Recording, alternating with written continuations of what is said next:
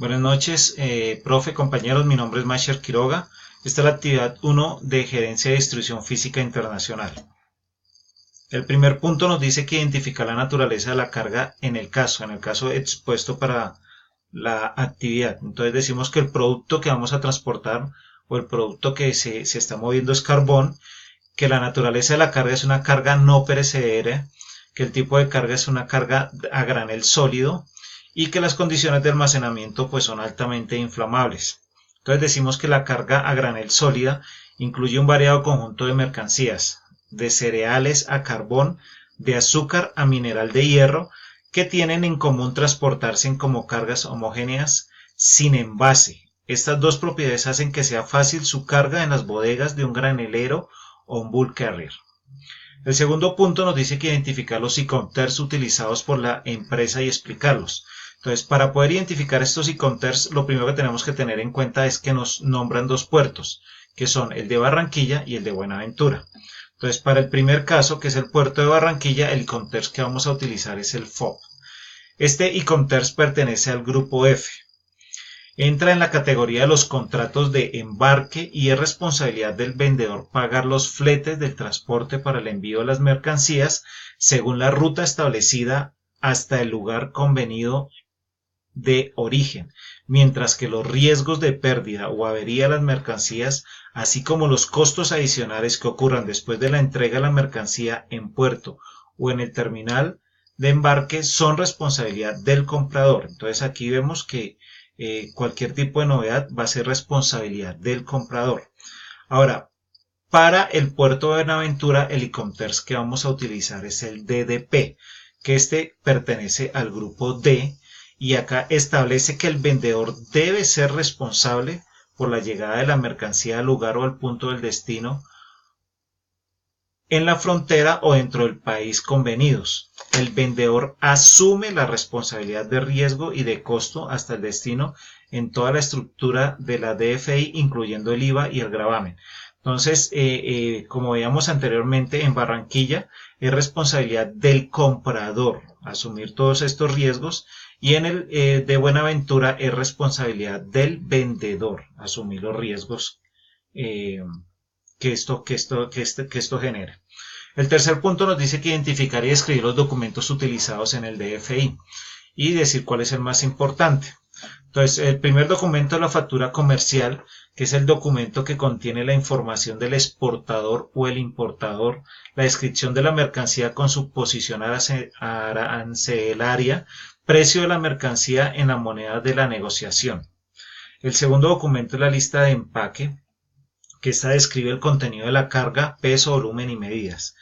El tercer documento es el conocimiento del embarque, que es el documento que se utiliza solo para el transporte marítimo y sus funciones son entrega de la mercancía a la naviera o a la representante legal y el contrato de transporte de carga. El cuarto documento sería la guía aérea, que es el documento que es utilizado para el transporte aéreo, y sus funciones son la entrega de mercancía a la aerolínea o a su representante legal y el contrato de transporte de carga. El quinto documento nos habla de la carta porte, que es un documento utilizado solo para el transporte terrestre por carretera o férreo.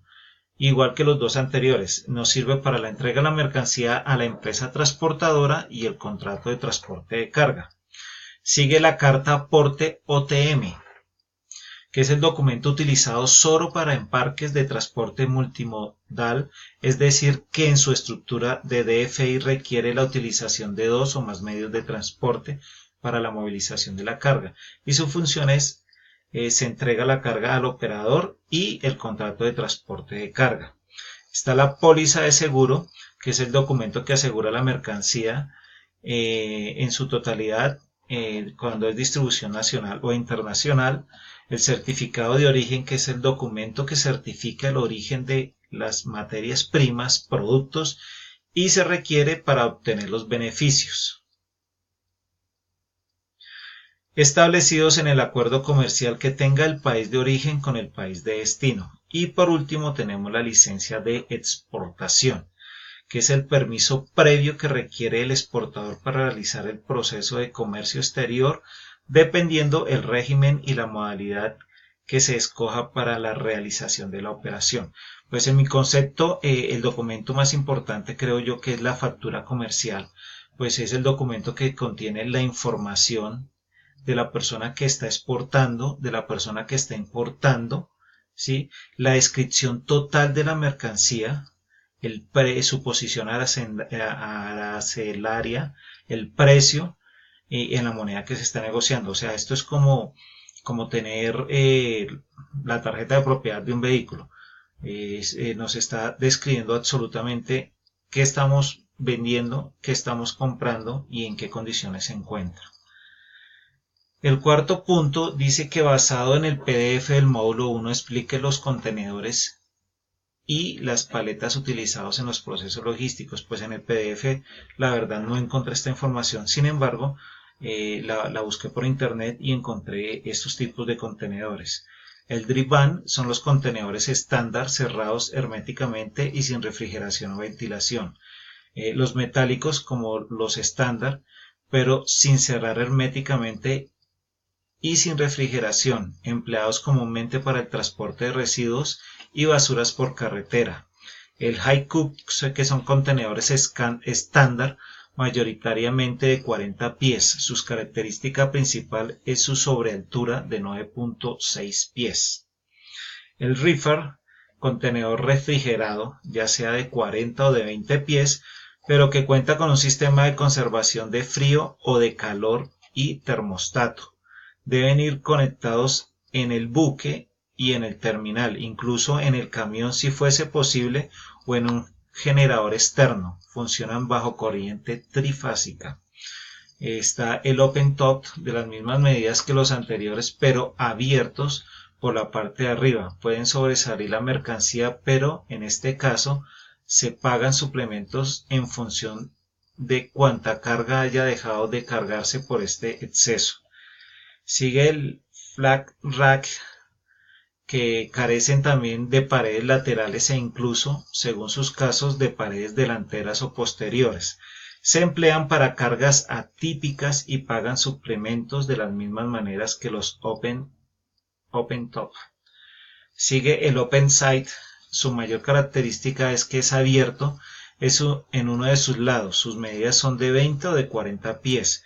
Se utiliza para cargas de mayores dimensiones en longitud que no se pueden cargar por la puerta del contenedor. Está el tank o el contenedor cisterna para transportes de líquidos a granel. Se trata de una cisterna contenida dentro de una serie de vigas de acero que delimitan un ortoedro cuyas dimensiones son equivalentes a las de un drip van. De esta forma, la cisterna disfruta de las ventajas inherentes de un contenedor. Pueden apilarse y viajar en cualquiera de los medios de transporte típicos del transporte intermodal. Y por último está el flexi tank para transporte líquidos a granel también.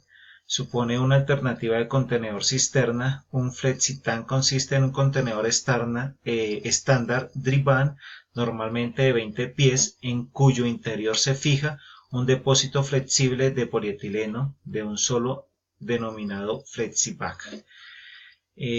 Bueno, aquí adjunto la bibliografía de donde saqué lo de los contenedores y la mayor información la bajé del PDF que nos suministró nuestra profesora en el módulo 1. Muchísimas gracias, feliz noche.